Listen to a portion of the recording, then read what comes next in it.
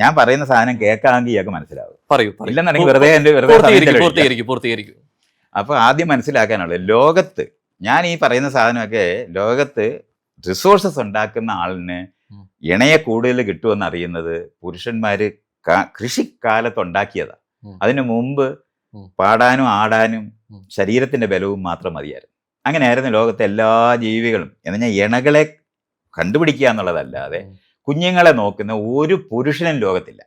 കുഞ്ഞുങ്ങളെ നോക്കുക എന്ന് പറയുന്ന പ്രോസസ്സൊക്കെ ആരംഭിക്കുന്നത് കൃഷിയോട് ബന്ധപ്പെട്ട് ഉണ്ടാകുന്ന സ്ഥലത്താണ്.